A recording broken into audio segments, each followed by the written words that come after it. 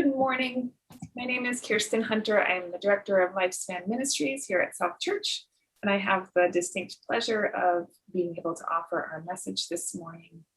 I am joined by Laurie Bilby, one of our worship associates, and I will pass it on to her to share a little more information about our service today. Good morning, Kirsten. Good morning, everyone. Welcome to South Church. I'm looking forward to this service today. Kirsten always brings us a great message. And the rest of our worship team today will consist of Laura Donovan and Susan Adams offering music, Jen Del Deo with a story for all ages. And that's about it, I think. We know, as always, that this worship service would not come together and be coming into our living rooms without the capable assistance of Jen Leiden on video production end. So thanks, Jen. Welcome, everybody. Enjoy.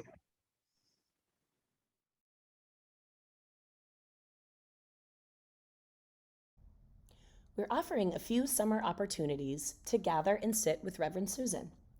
On Wednesday, July 21st at 10:30, Reverend Susan will be on the portico with those who would like to stop by. She will also offer a second chance to meet on Tuesday, July 27th at 6:30 p.m.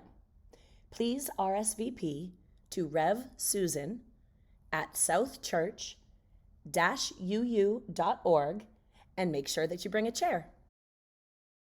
During the summer months, the online social hour after worship will be paused. We do hope to see you at our in-person social hour on the portico on Sunday, July 25th, immediately following worship. More information will be coming your way. Please reach out if you have any questions or concerns about this social hour change.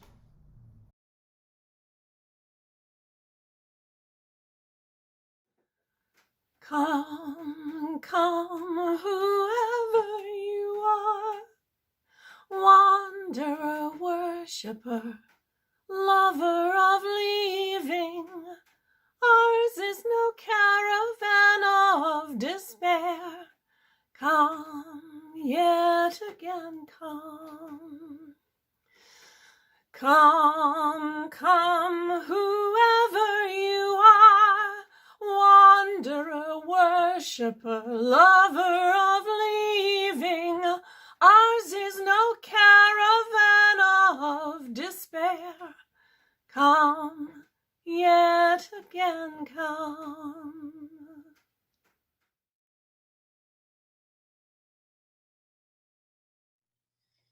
The Vacation by Wendell Berry. Once there was a man who filmed his vacation. He went flying down the river in his boat with his video camera to his eye, making a moving picture of the moving river upon which his sleek boat moved swiftly toward the end of his vacation. He showed his vacation to his camera, which pictured it, preserving it forever. The river, the trees, the sky, the light, the bow of his rushing boat, behind which he stood with his camera, preserving his vacation even as he was having it, so that after he had had it, he would still have it. It would be there. With a flick of a switch, there it would be. But he would not be in it. He would never be in it. I cringed when I first read this poem because I know I've been this person sometimes. I'm old enough to know that nothing lasts forever, but not yet wise enough to always be okay with how the good moments seem to be so fleeting. I don't much like loss. And change, to me, means losing whatever has come before the change. The unknown is unnerving. Some of this fear is doubtless hardwired into the prehistoric part of our brain concerned always with our self-preservation. But I'd like to get better at, if not welcoming change, then at least being a little less resistant, a little more open to explore the moments with a tender curiosity, to give up the illusion of control and ride the waves as they happen. I'd really like to do this with some other pilgrims who are also along for the ride, and especially with at least a few who actually know how to do this. I've always liked this story. A Zen master visiting New York City goes up to a hot dog vendor and says, "Make me one with everything." The hot dog vendor fixes a dog and hands it to the Zen master, who pays with a $20 bill. The hot dog vendor puts the bill into the cash box and closes it. The Zen master says, "Hey, what about my change?" And the hot dog vendor says, change comes from within.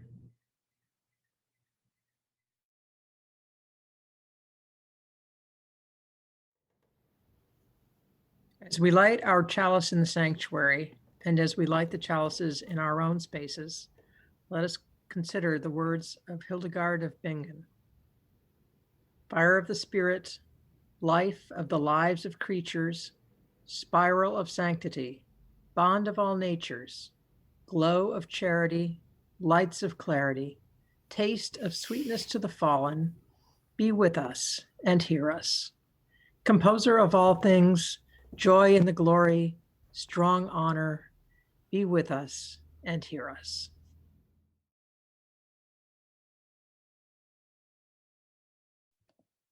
Please do join me in reciting together our mission statement. At South Church, we nurture spiritual growth through worship, learning, and community. We celebrate the worth and dignity of all people, and we inspire one another to act on our faith in the larger community.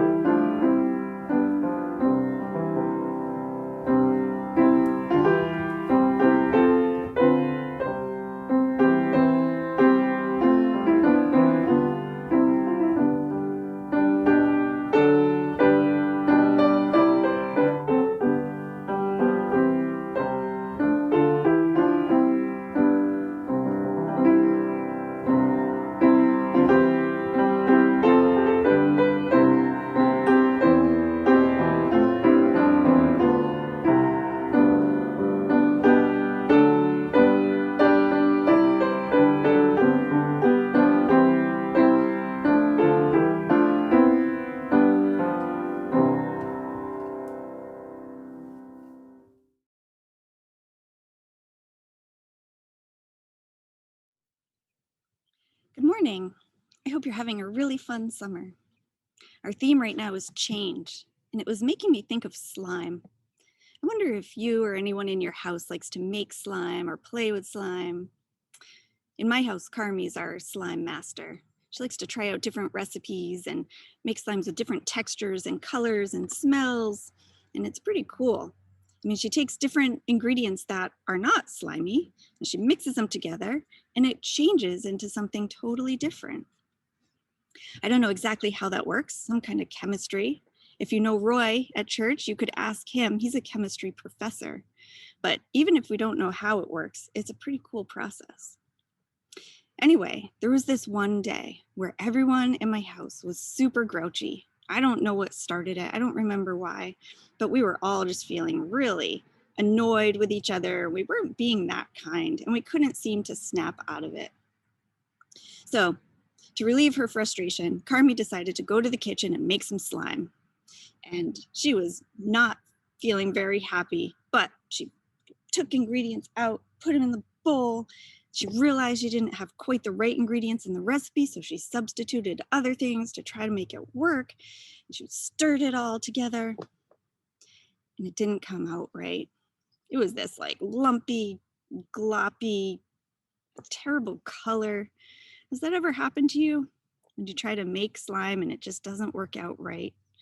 Well, that was more than she could handle, and she just quit. She left it right there and she went to bed. But then in the morning when we got up, there was this gray blob on the kitchen floor. and it smelled weird, and it was kind of pulsing, almost like it was like a heartbeat or a breathing or something. It was gently pulsing. And we just stood there looking at it, not knowing what to do. So Carmi bent down, she got her finger like this, and she poked it. And when she did that, she was a zap kind of on her finger, kind of stung her a little bit. It hurt a bit, and it was cold, and it did not feel good. So we didn't want to touch it. And I leaned over to look at it. I had some trash in my hand that I was getting ready to throw away, and this little paper wrapper fell down onto the slime. We all watched, and the slime came up around the paper, and the paper disappeared, and the slime stopped pulsing for a minute, and it seemed a little better. So I thought, oh, maybe we need to add some trash to it. So soon enough, the putty started pulsing again and kind of getting bigger.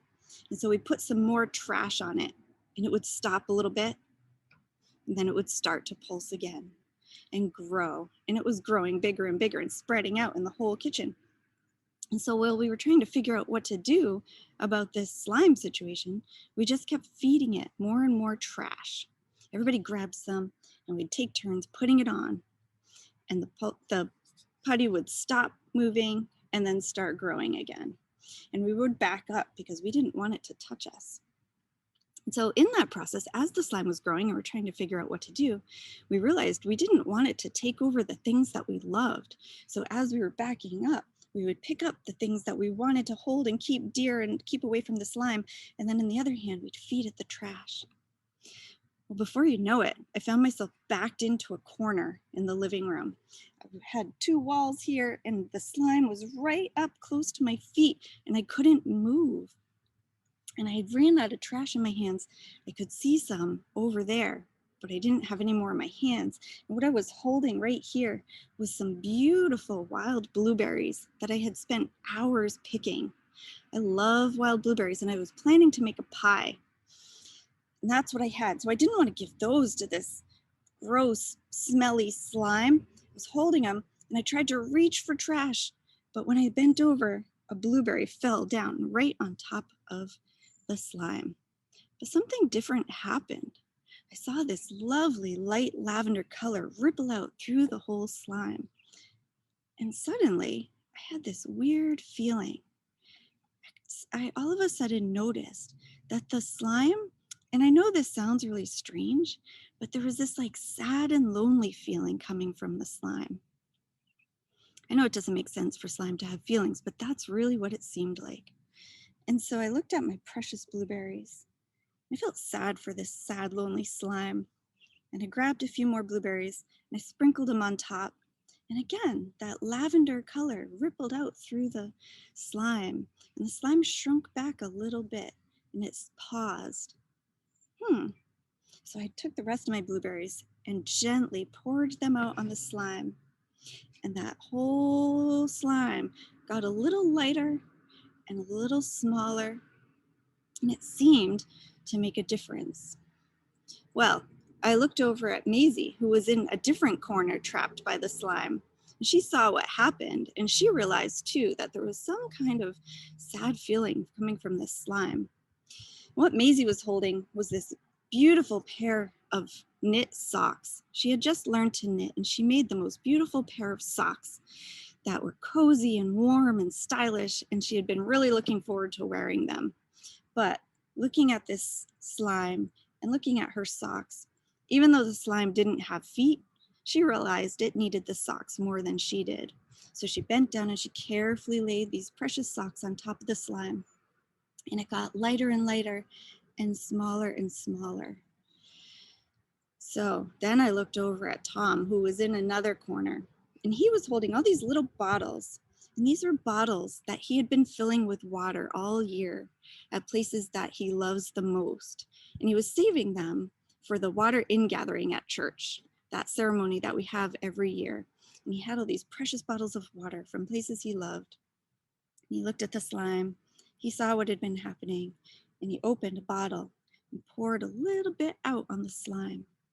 And the same thing happened. It got lighter, a little bit shimmery, and it was shrinking more and more. Then I looked over at Carmi.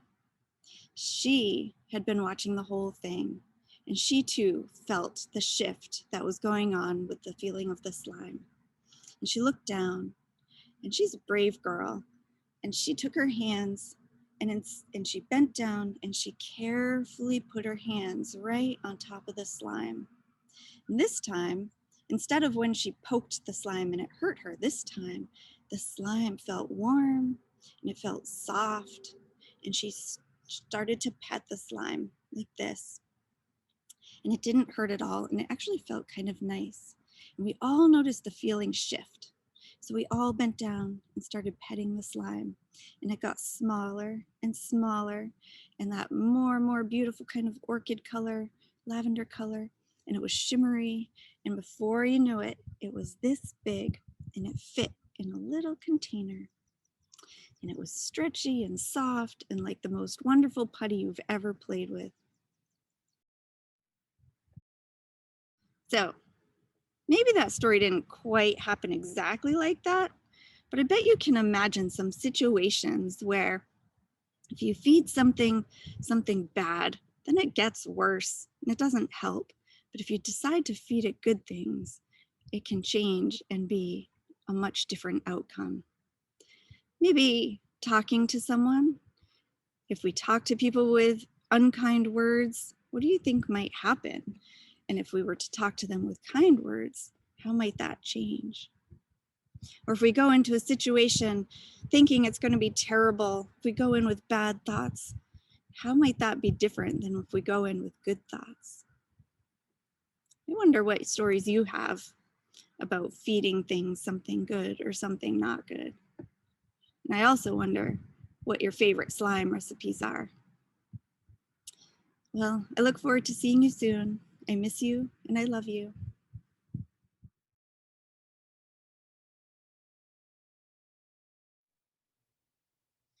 It is now time for our morning offering. And ways that you can express your gratitude and support for the mission of South Church will appear on your screen. This month, we'll be sharing 50% of our Sunday offerings with Seacoast Family Promise, a local nonprofit whose mission it is to empower families with children who are experiencing homelessness to achieve lasting self-sufficiency through a community-based approach. Seacoast Family Promise provides temporary housing, food, and shelter to families through a structured journey utilizing SMART goals, trauma-informed care, parenting, and other effective tools like employment education, housing search, financial education, leading families back to stability and the return to a place they can call home. Thank you for participating in the financial life of this congregation and in our commitment to the larger community.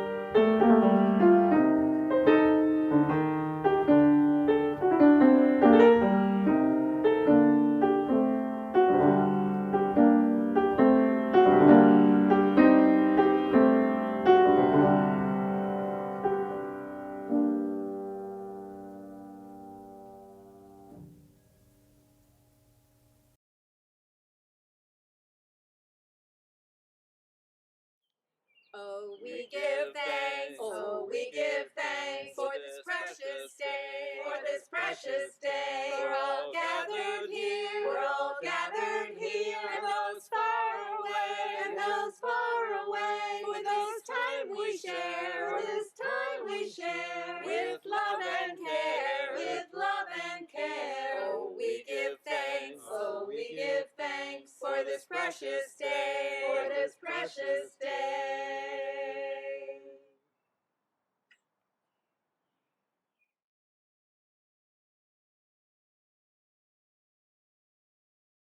I invite you now into a time of prayer or reflection.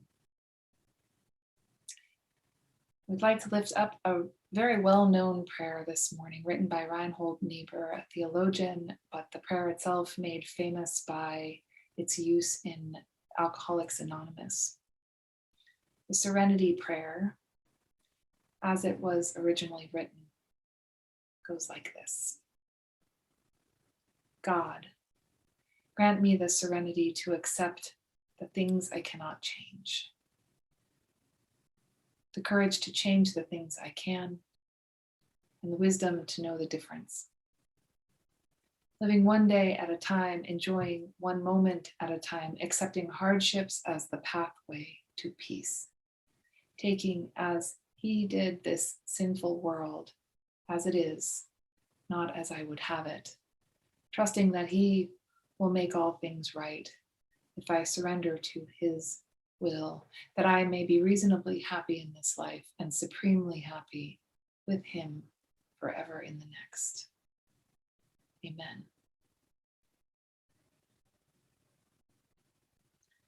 There are some things about this prayer I really love. There are things also about this prayer that don't work with my own understanding of faith. And so I offer a variation on this prayer that I wrote. My version goes like this. Today, grant me the serenity to accept the things I cannot change, courage to change the things I can, and wisdom to know the difference. Living one day at a time, enjoying one moment at a time, accepting hardships as the pathway to peace, taking this sinful world as it is, not as I would have it, trusting that through a practice of love, honesty, and integrity, I may be reasonably happy in this life, and others may benefit from what I leave behind. May it be so.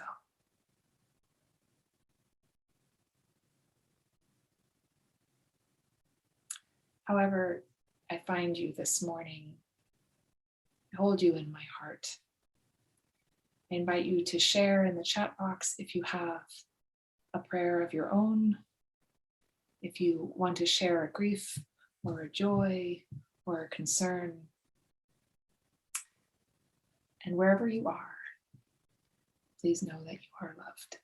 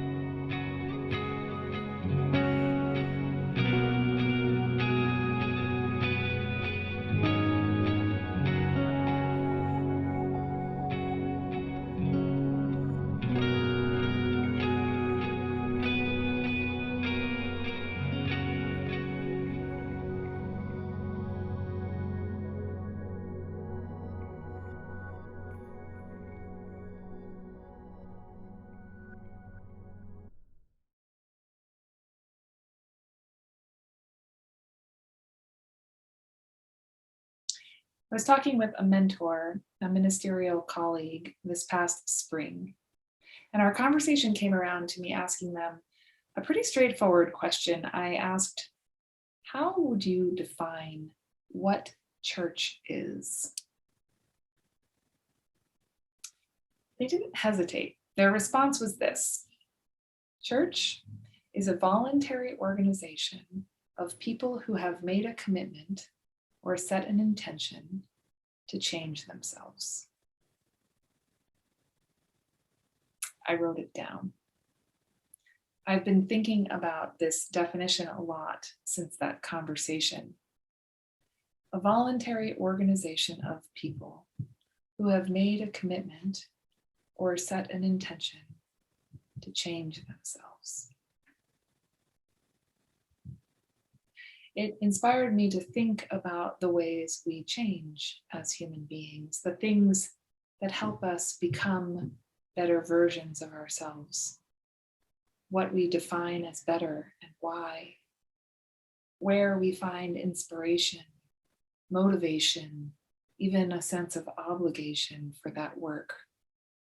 It made me think about what we have in common as human beings and ways we're different, and how great it is that we are both the same and different, that we are autonomous and helplessly interconnected. I wonder if you would agree. Are we an organization of people who have made a commitment to change ourselves? What would grow out of a conversation where we all shared what we thought about that? Where we all shared our intentions for changing ourselves? Were you seeking change when you first started coming to church? Are you committed to changing yourself? Does church help you with that work? And if so, how? I can say for myself, I started coming to church when I was very young.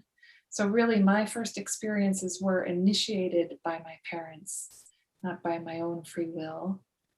And I believe they started coming not because they were actively trying to change themselves so much as wanting the possibility of church influencing or changing their children.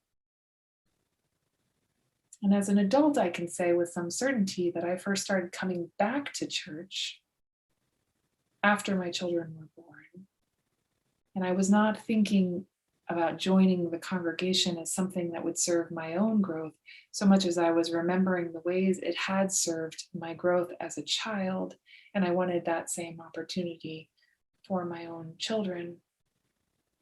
But of course, I have engaged in changing myself in significant ways here. My understanding of Unitarian Universalism has changed. My understanding of myself has changed. In serving this organization, I have learned and grown and changed in really significant ways. And my commitment to changing myself might be one of the bigger changes I credit to my belonging to this organization of people. I shared Reinhold Niebuhr's Serenity Prayer this morning because it speaks to something I've found to be very true. In most situations, you cannot make someone else do something they do not want to do. The only choices that you really have control over are your own choices. That's true for all of us, although I recognize there's all kinds of exceptions. But really, I cannot heal my loved one who struggles with alcoholism, but I can examine my own relationship with alcohol. I can set boundaries with that loved one. Those boundaries allow me to love them while I try not to enable their destructive behaviors. I can't force a dear friend to slow down and grieve a big loss, but I can grieve myself, and I can keep checking in with them and let them know I'm here. I can be ready when they're ready to grieve with them. I can't make cruise ships disappear, but I can choose not to take cruises. Serenity in the prayer isn't idyllic. It isn't a naive aspiration. It is, as Niebuhr describes it, accepting hardships as the pathway to peace. It's letting the broken exist and using our energy to heal what we can heal. In her sermon last week, Reverend Susan said, at its best, Unitarian Universalism is an ever-evolving, revelatory faith that encourages human growth and spiritual maturation, and it is a lifetime endeavor. None of us are obligated to be here, and yet here we are. Here we are engaged in human growth and spiritual maturation. Here we are changing ourselves. And I have to say, people who are committed to changing themselves, those are my people.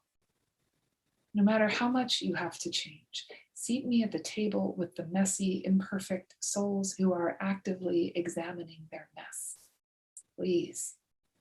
I think I'm in the right place if that's what we're doing here. I also think we need as many of us as possible because our world needs for humankind to change, not a little change, but fundamental change. Wendell Berry, in his book titled The Long-Legged House, wrote about how his worldview changed after moving back home to his family land in Kentucky. As he offers his readers a visual of this land, he describes the benefit of hindsight in illuminating for himself the damage that had been done there. And he names a critical mistake that European settlers made when they began to live by the assumption that what was good for us, for them, would be good for the world. Berry points out that that assumption was based on an even flimsier assumption that we could know with any certainty what was good even for us. And now, he says, perhaps very close to too late, our great error has become clear.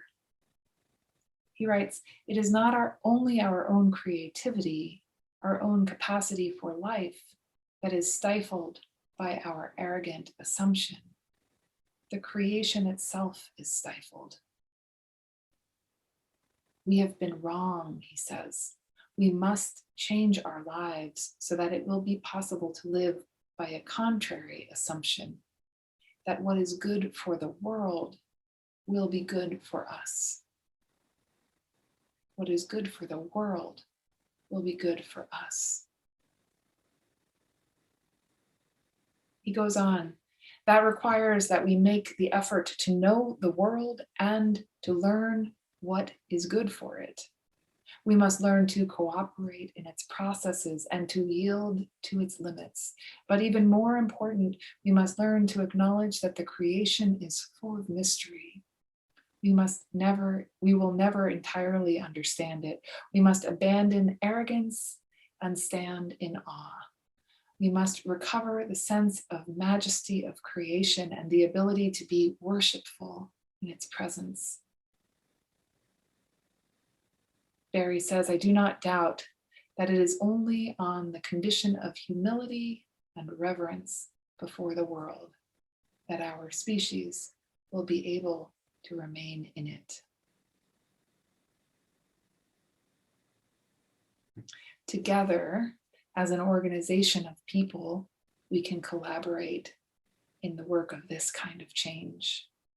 We can't do it alone, but we each still have to commit to doing it, and we need one another.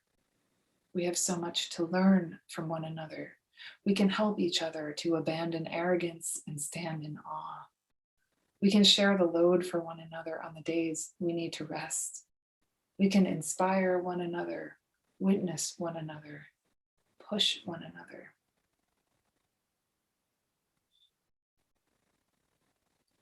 At its best, Unitarian Universalism is an ever-evolving, revelatory faith that encourages human growth and spiritual maturation, and it is a lifetime endeavor.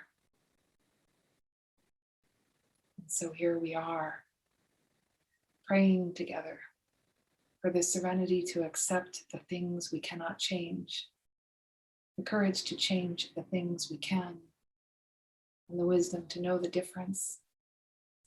Here we are, each having set an intention to change ourselves and volunteering to do that work together. Here we are. Amen.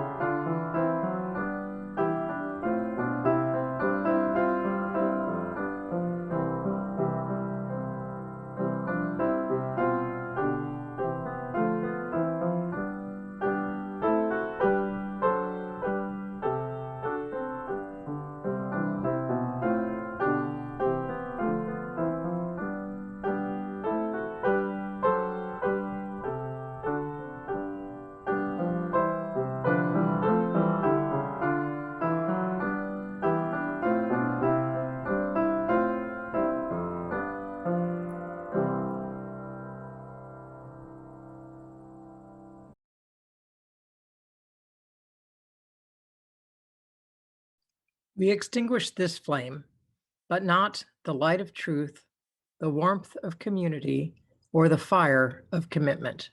These we carry in our hearts until we are together again.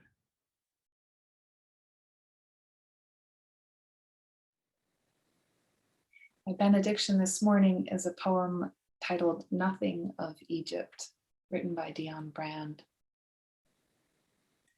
Revolutions do not happen outside of you. They happen in the vein. They change you and you change yourself. You wake up in the morning changing. You say, "This is the human being I want to be." You are making yourself for the future, and you do not even know the extent of it when you begin, but you have a hint, a taste in your throat.